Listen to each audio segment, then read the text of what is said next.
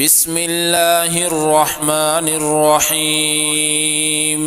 الرحمن علم القرآن، خلق الإنسان علمه البيان. الشمس والقمر بحسبان، والنجم والشجر يسجدان.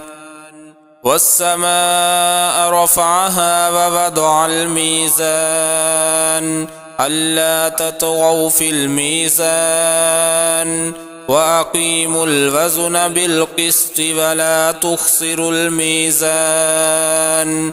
والأرض وضعها للأنام، فيها فاكهة والنخل ذات الأكمام، والحب ذو العصف والريحان. فبأي آلاء ربكما تكذبان؟ خلق الإنسان من صلصال كالفخار، وخلق الجان من مارج من نار. فبأي آلاء ربكما تكذبان؟ رب المشرقين ورب المغربين، فبأي آلاء ربكما تكذبان؟ مرج البحرين يلتقيان، بينهما برزخ لا يبغيان. فبأي آلاء ربكما تكذبان؟ يخرج منهما اللؤلؤ والمرجان. فبأي آلاء ربكما تكذبان؟ وله الجوار المنشآت في البحر كالأعلام. فبأي آلاء ربكما تكذبان؟ كل من عليها فان، ويبقى وجه ربك ذو الجلال والإكرام. فبأي آلاء ربكما تكذبان؟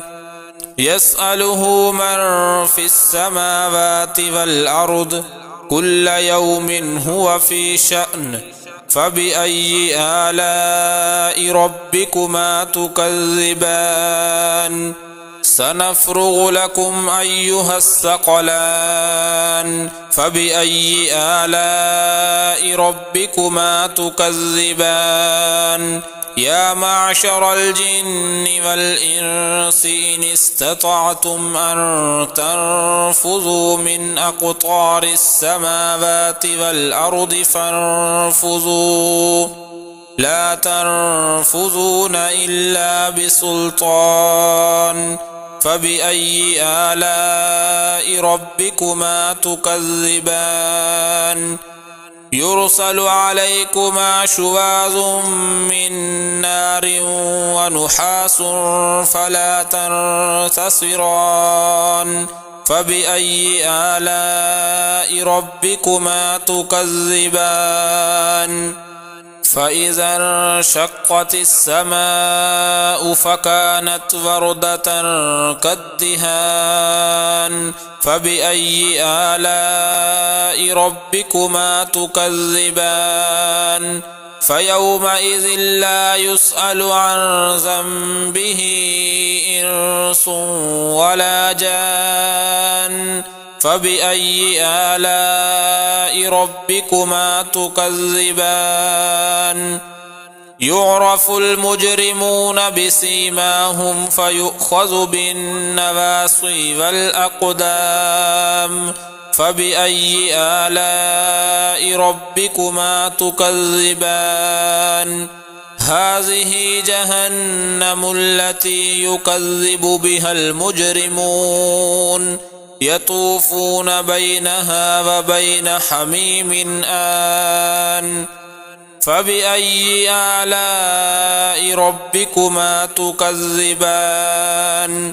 ولمن خاف مقام ربه جنتان، فبأي آلاء ربكما تكذبان ذواتا أفنان فبأي آلاء ربكما تكذبان فيهما عينان تجريان فبأي آلاء ربكما تكذبان فيهما من كل فاكهة زوجان فبأي آلاء ربكما تكذبان متكئين على فرش بطائنها من استبرق وجنى الجنتين دان فبأي آلاء ربكما تكذبان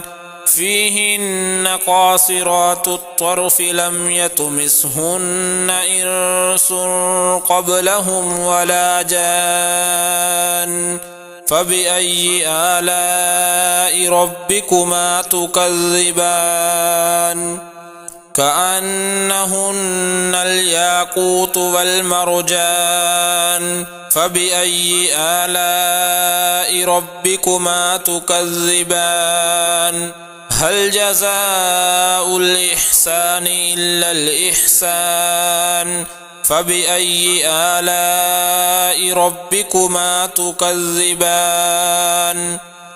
ومن دونهما جنتان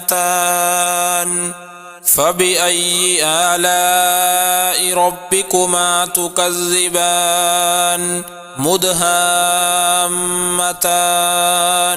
فبأي آلاء ربكما تكذبان فيهما عينان نضاختان فبأي آلاء ربكما تكذبان فيهما فاكهة ونخل ورمان فبأي آلاء ربكما تكذبان فيهن خيرات حسان فبأي آلاء ربكما تكذبان حور مقصورات في الخيام فبأي آلاء ربكما تكذبان لم يطمثهن إنس قبلهم ولا جان